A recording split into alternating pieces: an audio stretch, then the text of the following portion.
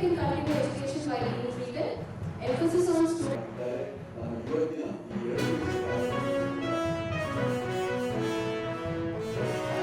ಒಂದು ಕಡೆಗಿರಲಿ, ಅದರ ತಪ್ಪು ಹಾದಿಗೆ ಅವರು ಬೆಳೀತಕ್ಕಂಥ ವಯಸ್ಸಲ್ಲಿ ಮಾಡಿಬಿಟ್ರೆ ಅದು ಭಾಳ ತಪ್ಪಾಗ್ತದೆ. ಆಮೇಲೆ ನೀವು ಕಾನ್ಕ್ಲೇವ್ ಇಟ್ಕೊಂಡು ಅವರ ಗುಣಮಟ್ಟದ ಶಿಕ್ಷಣ ಸಮಸ್ಯೆಗಳ ಬಗ್ಗೆ ಚರ್ಚೆ ಮಾಡೋದಕ್ಕೆ ಬರಲ್ಲ. ಎಂಡ್ ಆಫ್ ದ ಡೇ ನಾವು ಮಕ್ಕಳಿಗೆ ಸರ್ವಿಸ್ ಮಾಡಬೇಕಾದ್ರೆ ಈ ವಿಚಾರಗಳನ್ನು ತರಬೇಕಂತ ಹೇಳಿ ಮಾಡಿದಾಗ ಸ್ವಲ್ಪ ನಮ್ಮ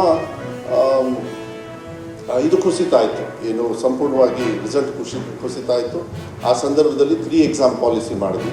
ಈ 3 ಎಕ್ಸಾಮ್ ಪಾಲಿಸಿಯಲ್ಲಿ ಯಾಕೆಂದರೆ ನೀವೆಲ್ಲರೂ ಕೂಡ ಸರ್ಕಾರಗಳಿಗೂ ಕೂಡ ನೀವು ಮಾರ್ಗದರ್ಶನವನ್ನು ಕೊಟ್ಟಿದ್ದೀವಿ. ನಾವು ಯಾವ್ಯಾವ ನಾವು ಭೇಟಿ ಮಾಡಿದ್ದೀವಿ, ನಾನು ನೀವು ಯಾವತ್ತೂ ಕೂಡ ಹೇಳಿದ್ದೀನಿ, ನಿಮ್ಮ ಮಾರ್ಗದರ್ಶನ ಇರಲಿ. ಬರೀ ನಿಮ್ಮ ಕುಟುಂಬ ಅಲ್ಲ, ಏಡೆಡ್ ಅಲ್ಲ, ಅನ್ಏಡೆಡ್ ಆಗಲಿ ಮತ್ತು ಸರ್ಕಾರಿ ಶಾಲೆನೂ ಕೂಡ ನಮ್ಮ ಮಕ್ಕಳ ಹಿತದೃಷ್ಟಿಯಿಂದ ನಾವು ಯಾವ ರೀತಿ ಮುಂದೆ ತಗೊಂಡು ಹೋಗಬೇಕು, ನಿಮ್ಮ ಮಾರ್ಗದರ್ಶನವನ್ನು ಸರ್ಕಾರ ಯಾವತ್ತೂ ಕೂಡ ಡೋರ್ ಓಪನ್ ಮಾಡಿ ನಿಮ್ಮ ಸಹಕಾರವನ್ನು ಯಾವತ್ತೂ ಕೂಡ ನಾವು ಬಯಸ್ತೀವಿ.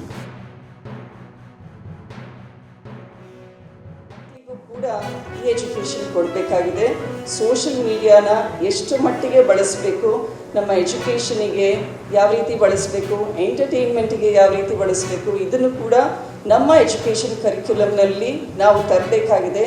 ಯಾಕೆ ಅಂದರೆ we have seen suicide cases, online ಗೇಮಿಂಗಿಂದ ಆಗ್ತಾ ಇರುವಂತಹ ಡೆತ್ಸ್ ನೋಡ್ತಾ ಇದ್ದೀವಿ. ಮಕ್ಕಳಿಗೆ ಆನ್ಲೈನ್ ಗೇಮಿಂಗ್ನಲ್ಲಿ ಇನ್ವಾಲ್ವ್ ಆಗಿ ಅವ್ರ ಪಾಕೆಟ್ ಮನಿನ ಇನ್ವೆಸ್ಟ್ ಮಾಡ್ತಾ ಇದ್ದಾರೆ. ಪೇರೆಂಟ್ಸ್ ಗಮನಕ್ಕೆ ಇದು ಬರ್ತಾ ಇಲ್ಲ. ಸೊ ಇದು ಕೂಡ ಭಾಳ ಇಂಪಾರ್ಟೆಂಟ್ ಆಗಿದೆ.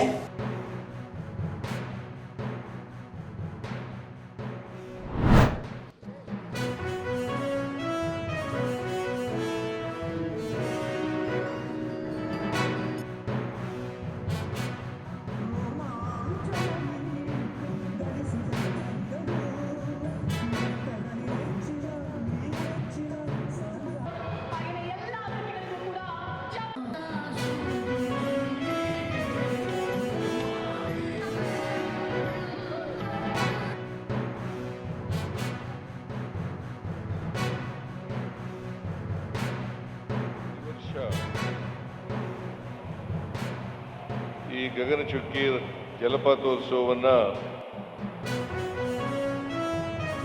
ಸರ್ಕಾರ, ಜಿಲ್ಲಾ ಆಡಳಿತ ಮತ್ತು ಪ್ರವಾಸೋದ್ಯಮ ಇಲಾಖೆ ಇವುಗಳ ವತಿಯಿಂದ ನಾವು ಆಚರಣೆ ಮಾಡ್ತಾ ಬಂದಿದ್ದೇವೆ.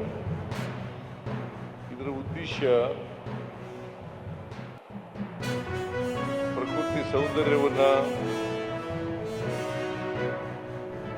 ಜನರು, ನಾಗರಿಕರು ಅದನ್ನು ಅನುಭವಿಸಬೇಕು. ಹೆಚ್ಚು ಜನ ಪ್ರವಾಸೋದ್ಯಮಿಗಳು ಈ ಸ್ಥಳಕ್ಕೆ ಬರಬೇಕು ಅಂತಕ್ಕಂಥ ಕಾರಣದಿಂದ ಸರ್ಕಾರನೇ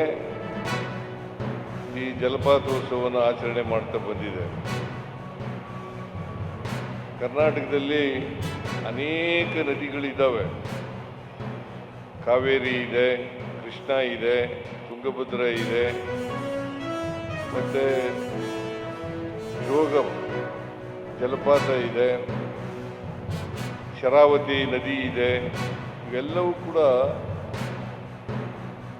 ನಮ್ಮ ರಾಜ್ಯದಲ್ಲಿ